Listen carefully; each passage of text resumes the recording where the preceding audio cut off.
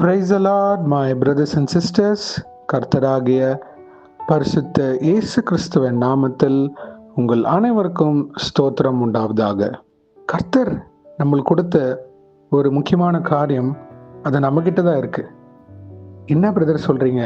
நம்மளுடைய நாவு, நம்ம பேசுகிற வார்த்தைகள், அது ரொம்ப முக்கியம்.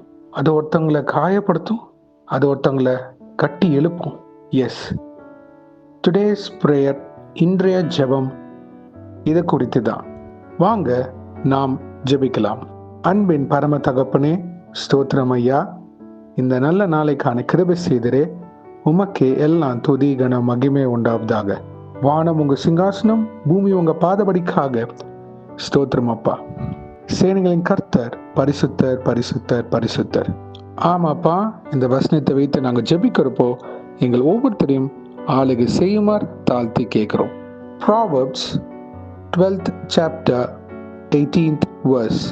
The words of the reckless pierce like swords, but the tongue of the wise brings healing. நீதிமொழிகள் 12ஆம் அதிகாரம் 18ஆம் வசனம். பட்டய குத்துகள் போல் பேசுகிறவர்களும் உண்டு, ஞானமுள்ளவர்களுடைய நாவோ ஔஷதம். ஆமேன். நன்றி பிதாவே, இந்த வசனத்தை கொடுத்ததுக்காக ஸ்தோத்திரம். கர்த்தாவே, இது கேட்டுக்கொண்டிருக்கிற எங்கள் ஒவ்வொருத்தரையும் நீங்க வழிநடத்தி ஆளுகை செய்வீராக. எங்க நாவை, வாயை பாதுகாத்துக்கொள்ள வழிநடத்துங்கப்பா. தேவையில்லாத வார்த்தைகள் பேசாதபடி, பிறர் இருதயத்தை காயப்படுத்தாதபடி எங்களை உருவாக்கி வணைந்து ஆளுகை செய்யுமாறு தாழ்த்தி கேட்கிறோம். இயேசு கிறிஸ்துவின் சாயல் எங்ககிட்ட வெளிப்பட கிருபை செய்யுங்க. உமக்கு கீழ்ப்படிந்து நிற்க கிருபை செய்யுங்கப்பா. உடைய வார்த்தைக்கு செவி கொடுக்கிற பிள்ளைகளாக இருக்க கிருபை செய்யுங்க. வெளிச்சத்தின் புத்திரர்களாக இருக்க கிருபை செய்யுங்கப்பா. மனம் இறங்குவீராக. பிறரை எங்களை காயப்படுத்தினா கூட கர்த்தாவே, கிறிஸ்துவின் சாயலை நாங்க வைத்துக் கொள்ள வேண்டும். நாங்க ஒவ்வொரு நாளும் உடைய வார்த்தையை படிக்கிறோம், ஜெபிக்கிறோம். அப்பொழுது நாங்க சாட்சிகளாக இருக்க வேண்டும். அதற்கு எங்களை தகுதிப்படுத்துங்கப்பா. மாம்சம் பலவீனம், ஆவி உற்சாகமா இருக்கு கர்த்தாவே.